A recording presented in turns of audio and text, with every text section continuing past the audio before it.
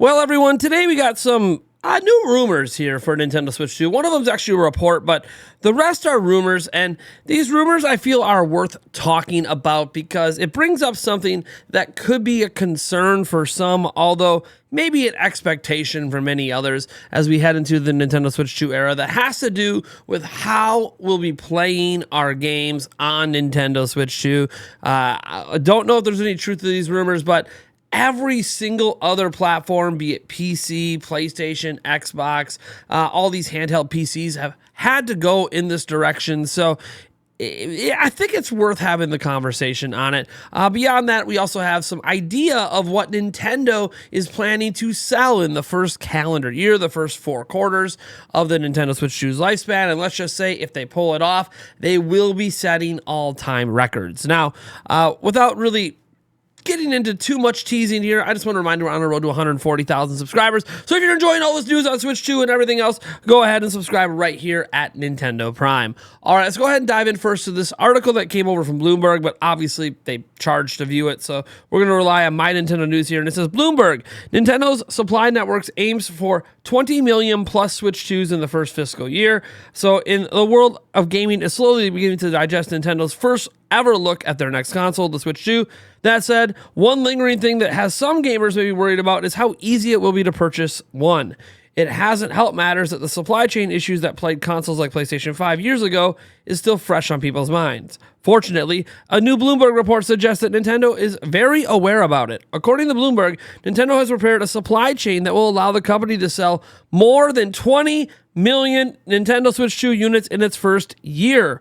While it isn't a massive jump compared to its predecessor, it may help deter scalpers. The Switch 2 is slated to launch later this year. And what they mean by massive jump is the Nintendo Switch sold about 15 million during its first calendar year on the market. And the PlayStation 5, which is the most recent success story during year one, sold 17.21 million. But no system has ever, in its first 4 quarters on the market, been able to sell 20 million or more. It's just never happened in console history. So Nintendo is actually aiming to set a new precedent and break records. And that's just noteworthy in that of itself because, again, we've never seen anything do this. But if you look at all of Nintendo's socials, they have 120, 130, by my estimate, over 140 million views of this damn Nintendo Switch 2 reveal trailer. And you gotta remember, they sent out email blasts about this to 127 million active Nintendo Switch accounts. They sent out, obviously, to 146 million Nintendo Switches notifications. They have 60 to 70 million views of the damn trailer on Twitter alone. You throw in YouTube, it goes over 100 million across all the accounts. You obviously have all the extra views from Instagram and everywhere else. So yeah, Nintendo Switch 2's trailer has been massively viewed, and the demand for this might be unprecedented in console history. But we'll have to wait and see. Obviously, we gotta get to the April Direct and see what the video game plan is beyond what appears to be Mario Kart 9.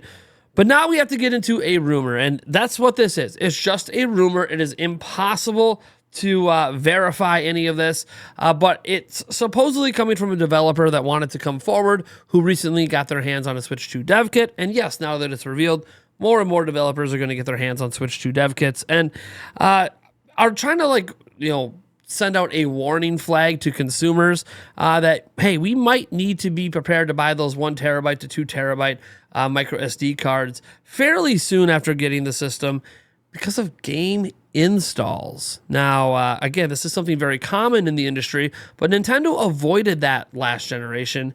They might not be so fortunate this generation, despite still having physical cartridges. Let's go take a look here. So, Gaming Leaks and Rumors here says Switch 2 requires many Switch 2 exclusive games and AAA ports to be installed to storage before playing. So this person, the user Hot Barber, obviously trying to hide who they are because they're breaking NDA here, says, I am a game developer at a big studio and recently started working on a Switch 2 exclusive title. After onboarding with several teams that have already been working with the dev kit, I learned of a really unfortunate downside this system is going to have. Since PlayStation 5 and Series X exclusives have caused us and most studios to lean heavily into the fast storage speeds to eliminate as much loading time as possible, any big scale ports to the Switch 2 or New exclusive 2 titles that want to benefit from its fast storage require installing the entire game to the internal storage. That's right. We're back to PS3 era game installations, which it's not just PS3 era, PS4 required them, PS5, the Xbox Series, Xbox One. Like, this is just PC. This is just how it works everywhere but Nintendo. But let's get back into this. So the game cartridge reader does not have anywhere near the speed required to play these big titles, such as Final Fantasy VII Rebirth, for example. Note, this is just an example, and I don't work at Square Enix. Games nowadays targeting the current platforms are not made in a way that handles this anymore. Naively, you may think we could just put a loading screen up and wait for longer, but when the whole game is designed without that in mind, it breaks too many things when put on slow storage. The Switch 2 has what may be more easily described as 2 modes, installed mode and cartridge mode. I believe this is so old Switch 1 titles remain playable as usual directly from the cartridge slot, but also allows developers of Switch 2 exclusive titles to continue to make new games that do not require installation before play. But those ones are going to have slow loading times still. It is pretty unfortunate, however, that this is going to be a headache we need to deal with for the foreseeable future. As a player myself, I know I'm going to struggle with storage a lot, even when the expandable storage from SD Express cards. I suppose this is the price that had to be paid to keep the console backwards compatible with current cartridges and games. Personally, I wish they took inspiration from the DS and had 2 physical card slots, one for Switch 1 titles and a new design with faster speeds in mind for Switch 2 titles. And what they're kind of saying is that the speed difference in the cartridge slot doesn't appear to be much different than it is on Switch 1. Now, we don't actually know that for a fact at this point. The speeds actually might be faster, but no matter what Nintendo does with a Switch 2 cartridge, if they want to keep it affordable enough that people actually use them and don't just release their games digitally, it's not going to be as fast as internal storage, no matter what Nintendo does, unless they make those cartridges astronomically priced. Like, you might go, but Nate, we can get like 256, micro SD cards, express for like $50 according to those GameStop listings. And yeah, that's just for the cartridge. That's not for anything else. That's not packaging cost. That's not loading games on it. If they're charging, $35-$40 a cartridge for 256 gig. That's not realistic. I just want to be very honest. That's not realistic for cartridges. I feel like this was always going to be an inevitability. Whether you're using cartridges, whether you're using discs, they're never going to be as fast as direct internal storage or even some external storage options like SSDs, if Nintendo allows those to be plugged in through USB-C, or, the microSD Express line. That's deliberately built to be really quick. So I feel like Nintendo, this could be happening. We don't know for sure, and certainly there will be plenty of Nintendo Switch 2 games, even from Nintendo themselves, that are not going to require installs. So this isn't going to be like a blanket thing like it is on PlayStation and Xbox, where you have to install every single game to play it.